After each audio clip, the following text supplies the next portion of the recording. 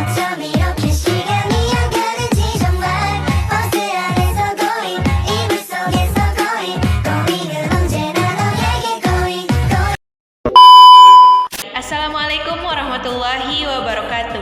Perkenalkan, nama saya Nur Suci dari Program Studi Pendidikan Bahasa Indonesia Semester 1. Adapun materi yang akan saya bawakan yaitu materi bab 3 motivasi belajar. Dosen pengampu Bapak Dr. Sam Hermansyah SPDL MPD. Selamat menyaksikan.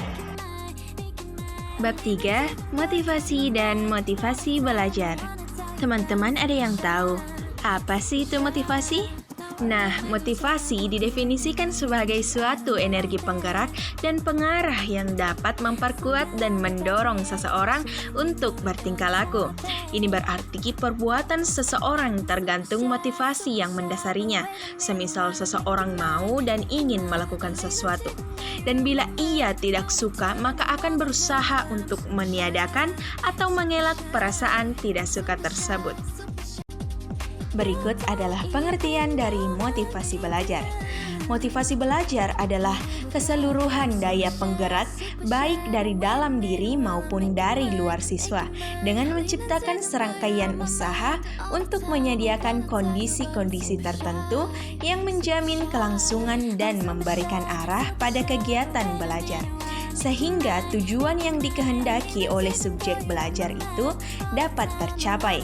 Motivasi belajar juga diartikan sebagai dorongan baik internal atau eksternal yang membuat seseorang bertindak dalam rangka mencapai tujuan, yaitu hasil belajar yang maksimal. Jenis-jenis motivasi belajar.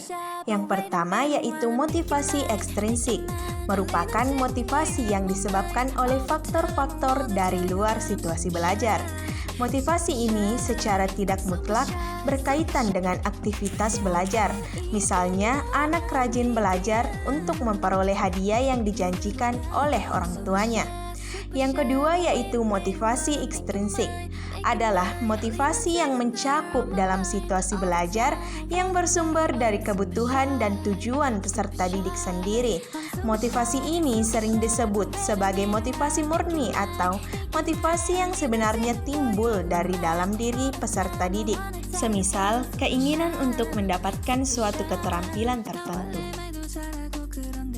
Berdasarkan proses perkembangannya, maka motivasi atau motif menurut Abin Syamsuddin Makmur dapat digolongkan menjadi dua, yaitu yang pertama motif primer.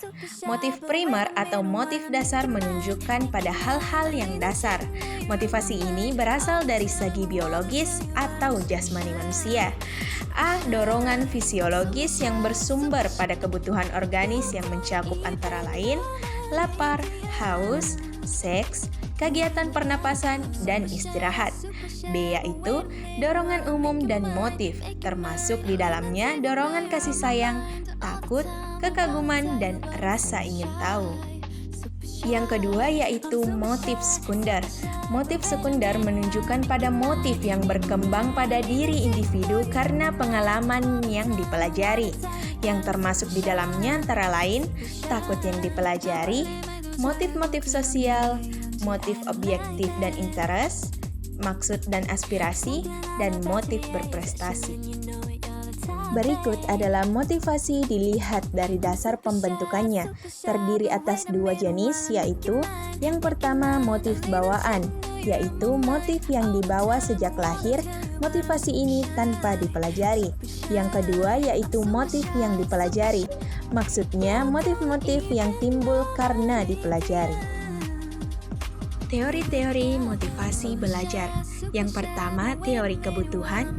Yang kedua, etikasi diri. Yang ketiga, teori penguatan. Terakhir, yaitu teori kebutuhan berprestasi. Strategi menumbuhkan motivasi belajar. Yang pertama, menjelaskan tujuan pembelajaran kepada peserta didik. Yang kedua, hadiah. Berikan hadiah untuk peserta didik yang berprestasi.